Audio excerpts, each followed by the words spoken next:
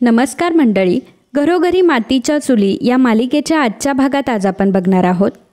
सारंग, ऋषिकेश, जानकी आणि शर्मिला चर्चा करत असतात.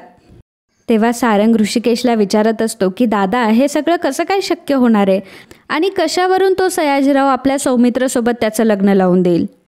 तेव्हा जानकी त्याला म्हणत असते की भाऊजी, जेव्हा आपण सयाजीरावांना त्यांच्या मुलीसाठी मागणी घालायला जाऊ तेव्हा त्यांना हा निर्णय आवडेल असं मला वाटतंय. कारण पहिली गोष्ट म्हणजे त्यांना कळेल की रणदिव्यांसारख्या प्रख्यात कुटुंबाचं त्यांना मागणं आलंय. हे मागणं ते नक्कीच स्वीकारतील. तर ऋषिकेशसुद्धा म्हणत असतं की हो सारंग, मलाही तसंच वाटतंय. मीला म्हणत असते की परंतु एकदा तुम्ही तुमची होणारी सून बघितली का, किती मॉडर्न कपडे घालते आणि मला नाही वाटत ती आपल्या घराला सूट होईल किंवा ती आपल्या जानकी वहिनीसारख्या साड्या वगैरे नेसेल. तर जानकी म्हणते की कशाला नेसायला हव्यात तिने साड्या, तिने जरी मॉडर्न कपडे घातले तरी काही प्रॉब्लेम नाही. फक्त सौमित्र भाऊजींचे आणि तिचे विचार जुळले पाहिजे, बाकी सगळं जाऊ देत. आणि कपडे तर कपडे असतात, ज्याचा त्याचा जो तो चॉईस असतो. मला साड्या नेसायला आवडतात म्हणून मी साड्या नेसते.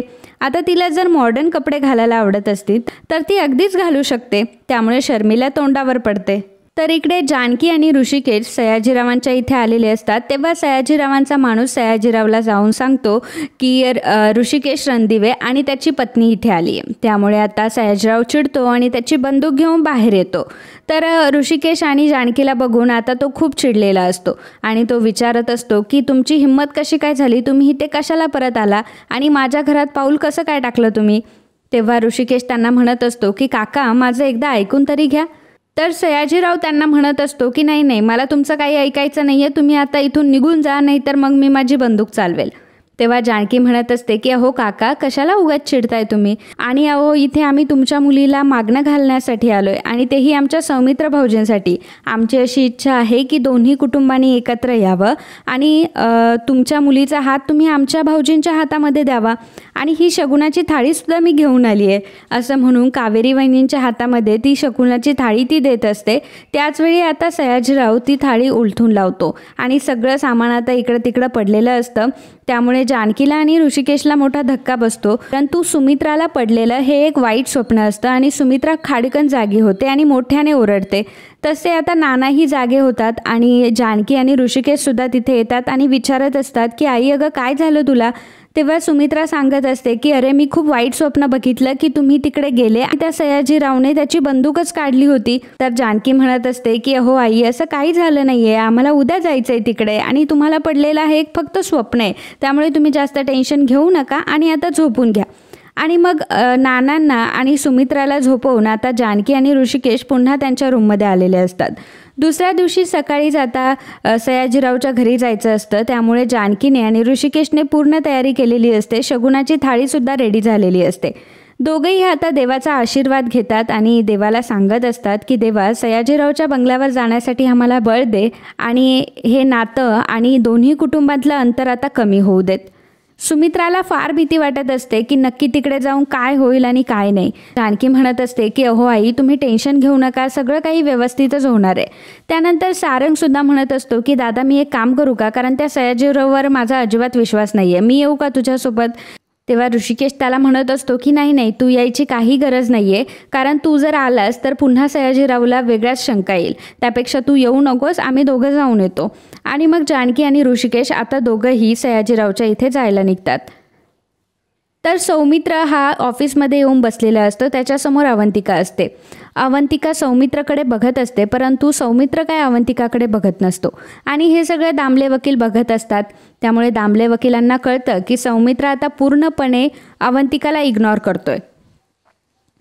त्यामुळे तो सौमित्राला बोलावून घेतो आणि सांगतो की जे मेहता टेक्स्टाईलची केस आहे ही मी तुला देतोय. सौमित्र म्हणतो की thank you so much sir. Avantika उठते आणि म्हणते की बाबा, ही केस तर तू मला देणार होतास ना, तू याला का दिलीस.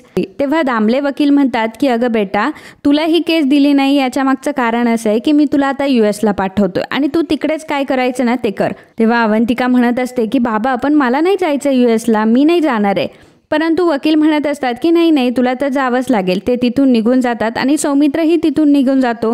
अवंतिकाला मात्र फार टेन्शन आलेलं असतं की हा सौमित्र माझ्याशी असं का वागतोय आणि मला एवढं इग्नोर का करतोय. त्यामुळे ती फारच टेन्शनमध्ये असते. तर इकडे ऋषिकेश आणि जानकी हे सयाजीरावच्या बंगल्यावर आलेले असतात. तेव्हा सयाजीराव हा मागच्या अंगणामध्ये याच्या माणसाच्या डोक्यावर सफरचंद ठेवून आता त्यावर निशाणा लावत असतो. तो माणूस तर खूप घाबरलेला असतो. आता तेवढ्यातच एक माणूस तिथे येतो आणि तो सयाजीरावला सांगतो की सयाजीराव, ऋषिकेश रणदिवे आणि त्याची बायको आली आहे. त्यामुळे सयाजीराव फार चिडतो आणि सयाजीराव आता तशीच बंदूक घेऊन घरामध्ये येतो. घरामध्ये आल्यानंतर जेव्हा तो ऋषिकेशला आणि जानकीला बघतो तेव्हा तो विचारत असतो की काय काम आहे तुमचं इथं आणि तुम्ही माझ्या घरात आलेच कसं काय आणि तुमची हिंमतच कशी काय झाली माझ्या घरामध्ये यायची. तेव्हा कावेरी सयाजीरावला शांत करत असते, परंतु सयाजीराव काही ऐकत नसतो आणि तो म्हणत असतो की तुमची हिंमत कशी काय झाली माझ्या घरी यायची आणि आत्ताच्या आत्ता तुम्ही इथून निघून जा. सयाजीराव म्हणत असतो की अहो काका, मी काय म्हणतोय ते ऐकून तरी घ्या. सयाजीराव म्हणतो की काय म्हटलंस तू? काका? कोण काका आणि कोणाचा काका? मी काय कोणाचा काका वगैरे नाही आहे आणि तुम्हाला सांगतो ना तुम्ही इथून निघून जा तर जा. तेव्हा जानकी ही बोलायला जाते. सयाजीराव जानकीला तर काही म्हणत नाही, परंतु आता तो त्याची बंदूक चालवतो आणि जो फॅन असतो तो मुद्दाम खाली पाडतो. तर तो फॅन जानकीच्या डोक्यात पडणारच असतो. तेवढ्यातच तिला ऋषिकेश सावरतो आणि बाजूला घेतो. तर जानकी खूप घाबरलेली असते. ऋषिकेशही घाबरलेला असतो. जानकीला फार भीती वाटत असते. ऋषिकेश तिला धीर देतो आणि म्हणतो की थांबतो, मी सगळं बरोबर करतो. आणि मित्रांनो, आजचा हा भाग इथेच संपतो. पुढील भागामध्ये आपल्याला बघायला मिळणार आहे सयाजीराव जानकी आणि ऋषिकेशला काढून देत असतो. तेव्हा ऋषिकेश बोलायला जातो तेव्हा सयाजीराव आता ऋषिकेशवरच बंदूक रोखतो. तेव्हा जानकी मध्ये जाते आणि म्हणत असते की काका, मला तुमच्याशी काहीतरी बोलायचं आहे. खरं तर आम्ही इथे भांडणं करण्यासाठी किंवा काही कंप्लेंट घेऊन नाही आलो आहे.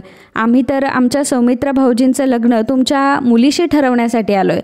आमची अशी इच्छा आहे की दोन्ही कुटुंबांनी एकत्र यावं, दोन्ही कुटुंबांतली दुश्मनी संपावी आणि आपण एका वेगळ्या नात्यामध्ये बांधले जावं. आणि म्हणूनच मी आमच्या सौमित्र भाऊजींचं मागणं तुमच्या मुलीसाठी म्हणजेच ऐश्वर्यासाठी घेऊन आलो आहे. हे ऐकताच सयाजीराव चिडतात आणि सयाजीराव आता बंदूक चालवतात. तर मित्रांनो, पुढे काय होणार हे आपल्याला पुढील भागातच कळणार आहे. त्यामुळे जर तुम्हाला घरोघरी मातीच्या चुली ही मालिका आवडत असेल आणि हिचे रोजचे एपिसोड तुम्हाला बघायचे असतील तर लगेच आपल्या चॅनलला सबस्क्राईब करा. आणि हा व्हिडिओ तुम्हाला आवडला असेल तर व्हिडिओला लाईक आणि कमेंट करायला विसरू नका. धन्यवाद.